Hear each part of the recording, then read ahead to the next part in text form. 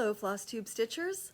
I'm going to start today's video by responding to a few viewers' comments from the last video. Kathy Harris asked, is there a conversion for the variegated DMC to any of the fancy floss? And this was in response to my tour of the color variations drawers. Well, Kathy, I know this isn't the answer you want to hear, but there's probably never going to be an accurate, comprehensive list of conversions between any of the thread companies, whether it's between two companies that do hand-dyed colors or a solid color to a hand-dyed or vice versa. And there are probably several reasons for this.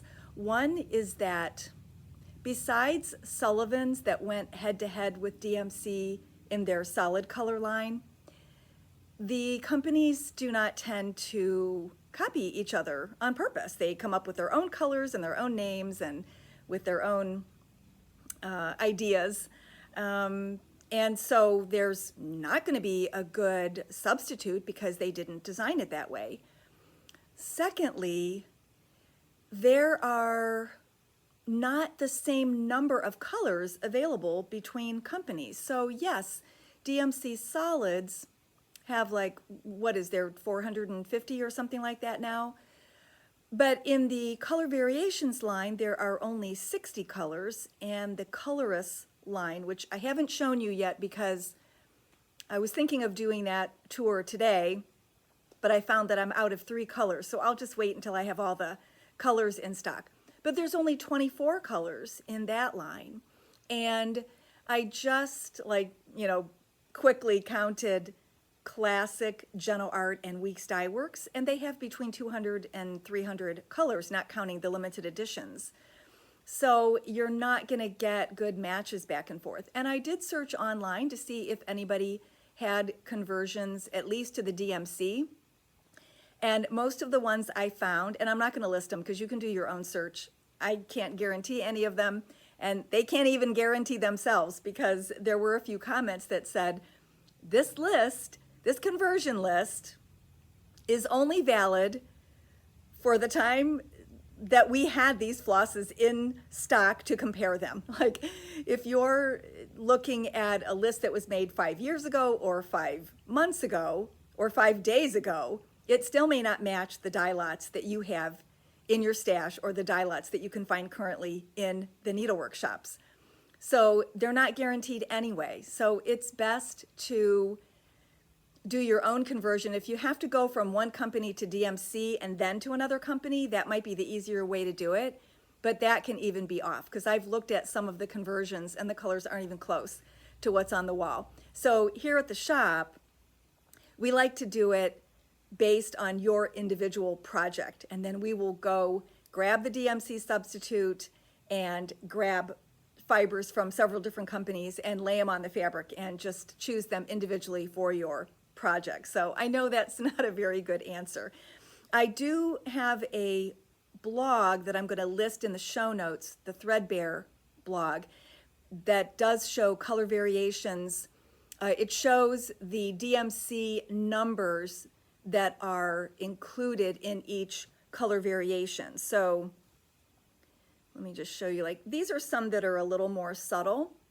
And so there may be 3 or 4 shades and they'll give you the shades. So some of these more subtle ones, we probably could find substitutions, but then what do you do with the rest of the line that's really crazy, where there could be, either more, well, there's probably still only, 4 color families represented, but in the case of this one, there's several greens and several reds along with the white.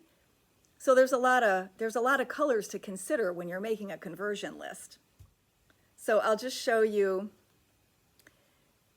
This is back when Crescent Colors was under the original ownership, and this color is called Baby Blanket. And look at all the shades in there. What would you say as the DMC equivalent? So if you had to pick one color, it's all in the eye of the beholder. It's what color you chose it for. And here is a Crazy Weeks Dye Works from what they call their holiday collection. And there's multiple colors in there. I mean, maybe the burgundy, the shades of burgundy stand out more than the other, but there is green in there too. Yeah, what color would you choose? So that's why it's hard to do a conversion. Okay, let's see. Oh, and the other comment was from Gina Cates, and she said, thanks for the DMC tour with names. I didn't realize that DMC named their floss.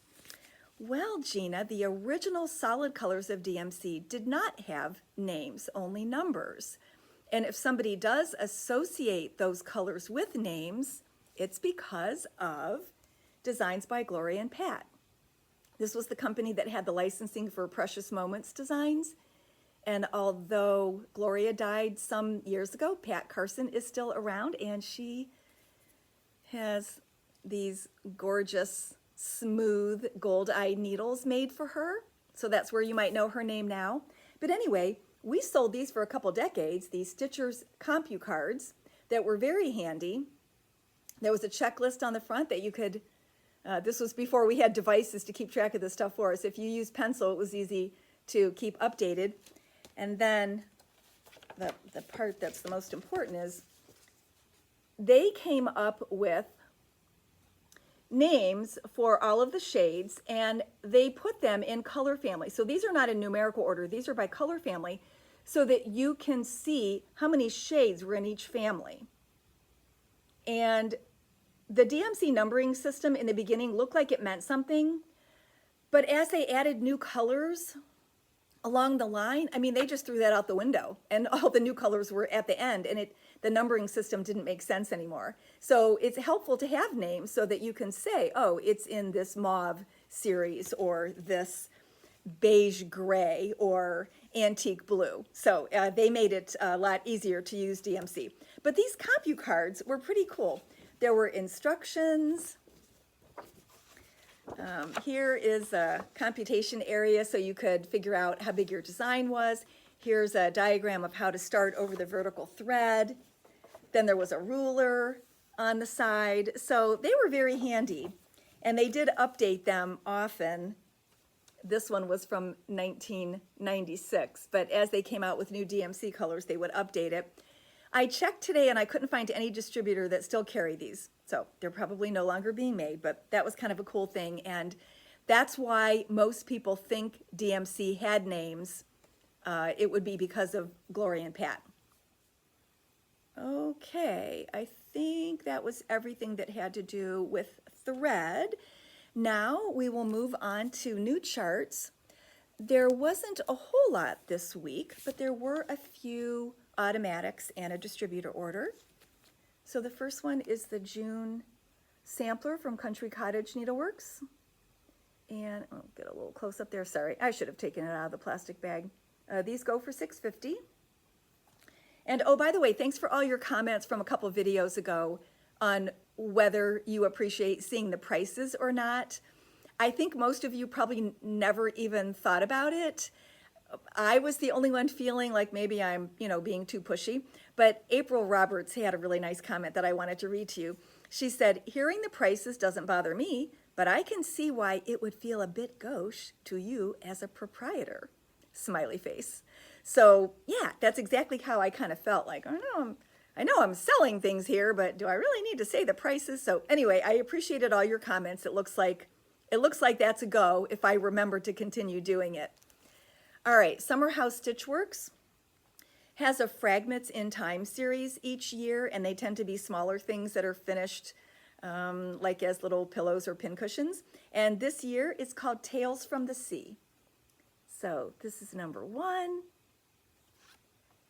number 2, number 3, and number 4. And you can see those are $6. And then just to prove that we do carry some interesting things that might be off the beaten track to a Midwesterner, we have Southwest Kokopelli and Southwest Sun from Bobby G Designs. These are $10 each. And if there is something that you don't see me show and you would like to order it, we order almost everything that's available And if we can't get it for you easily, we will tell you where to look for it. My framer likes Southwest things, so I will maybe get one each of things like that, with the idea that other people might be interested as well, especially visitors from out of state. Then the Heart and Hand Auto had 3 new things. This is Summer in the Doodles series, and they run 13, and it includes the button. I thought that was a fish at first, but I think it's a blue ladybug based on her backstitching instructions inside. This is like the 3rd time I've done the video, so I'm like, stop saying it's a fish. All right, and then she has a new square dance for Halloween. All 3 designs are in there, including the buttons for 13. And then this, I believe, is also going to be a series of tiny towns. So this is patriotic. And I just love that designers are now recognizing or addressing the issue with those of us who are not finishers, that there's another way that you can do those long designs that are finished into drums. So I think that's really sweet. Then Funky Menagerie from Lindy Stitches. Look at all those different animals that she swears have never been in a cross-stitch design before. So she had a lot of fun designing that. Do you follow her on social media? Her posts are really funny. And then Tammy from Scattered Seed Samplers. She has a couple designs that were from the Little Wren Handwork series from 2020 that are now released to the public. I think they were probably in kit form to start off with. So this is Out on a Limb Pin Keep for 12. And Skeptical Gatherings. You know I have to have this one too because it has bee skeps and strawberries to represent both sets of my grandparents. All right, and then last but not least, Caroline Amelia Trowell from Brenda at With Thy Needle and Thread. And when we got the shop pre-information before this auto came out, I remember responding to her, this looks exactly like something you would design yourself. So she was just meant to own this sampler. I love it. And the nice thing about her books is they're really well done as far as the photography and the color, but also in the amount of information that she gives you. Don't you love it when they provide a picture of the original sampler? She did a great job converting that to something, a chart that you could follow, and updated the colors to maybe what the backside looked like originally. And speaking of the backside, she's got a couple photos there. And then she just gives a lot of history about this sampler. And I loved reading about it. And then look, even census information that she found for little Caroline and her family. Caroline was 10 when she did this. It's a bigger sampler than I've ever done, and I'm 6 times as old as she is. Anyway, this goes for 19, and it's just gorgeous, just gorgeous. Okay, and while we're talking about books, let's do the giveaway charts from last week. Both of them were from Puntini as freebies to me as a shop owner for placing my order at Needlework Expo. And Home Sweet Home goes to Carolyn King. And Sunflowers Make Me Happy goes to Michelle L. So if you ladies would email me or Facebook message me your contact information, I'll get those out to you. And what's next? Okay, so my vintage stitch for this week is a Homespun Elegance. I don't know where the chart is. It's probably still packed away from our move 20 years ago because it wasn't something current that I needed or a model that I was using in the store. I think it's called Fruit Theorem. I tried to look it up, and don't look up theorem because you're going to get all kinds of math sites.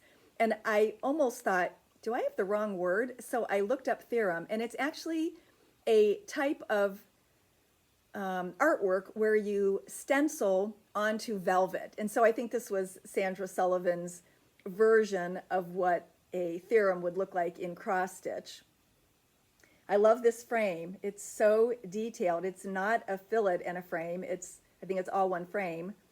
And I don't know whether it was a ready-made, because this looks like a standard size, or if it was a molding that's just no longer available, because as you can see, I stitched it in 1993. And I think I framed it myself too, because most professional framers put information on the back for future ordering. You know, they put their label, and they don't usually use sawtooth hangers. I don't want to touch it, but I can also tell that there is a layer of padding under the stitching over the foam core, which is what we did back in the 90s. And I know you probably can't see real close, but I did a pretty good job with either railroading the thread or using a laying tool in preparation for entering it into a show. And I got a second place at the Crossroads Stitchers show. It probably was 93 or 94, because I know when you enter a show, it's supposed to be something that you stitched within the last 12 months. Anyway, that was a fun find in my craft room when I was working on it over the holidays. And then, just to prove that I have been doing a little bit of stitching, I have a finish. Put this chart behind it so you can see it better. This is called A Quaker Valentine by Mill on the Floss Samplers, and I stitched it on 28 raw cashel, but it was an older linen from my stash, so it's thicker than the cashel that comes in now, but I loved it. It's very homespun.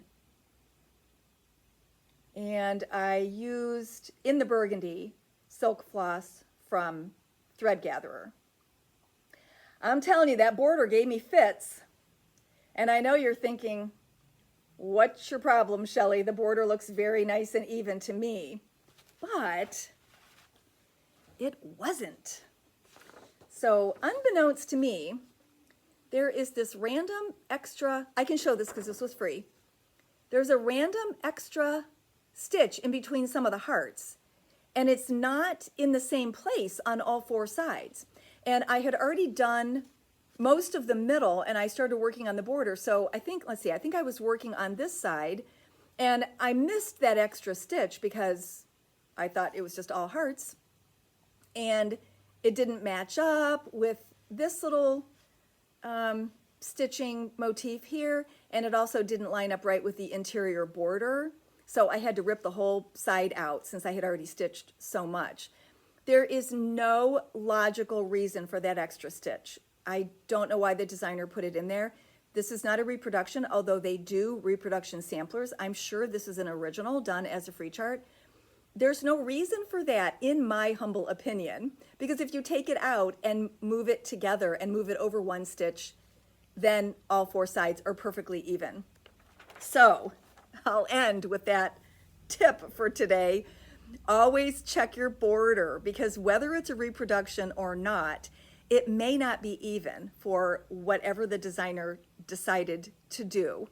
And you may think it looks even and really get yourself off for the rest of the design. So that's my tip based on personal experience. So I think that's all for today. Oh no, I forgot to tell you, I'm not going to do giveaways for the month of May because I'm doing Mania Deal of the Day on Facebook. And whenever I give myself something extra like that, it's just something else to think about and drive me crazy. So I'll start up with the giveaways again in June. And if you're unfamiliar with the Deal of the Day, I did it last year because we were under quarantine at that time and not open to the public. And I wondered to myself, how was I going to promote business in a normally slow month, especially when we were closed to walk-in traffic? So I thought I would look around and see if I had multiples of something that didn't sell to my local customers, or kits that I had left over from previous events, or fabric that's been discontinued that nobody's going to ask for anymore. And I came up with 31 things for the month of May, so I hope to do the same thing this month. So you can follow that on Just Stitching Inc. on Facebook. I think that's it. Thanks for watching, and we'll see you next time. Bye-bye.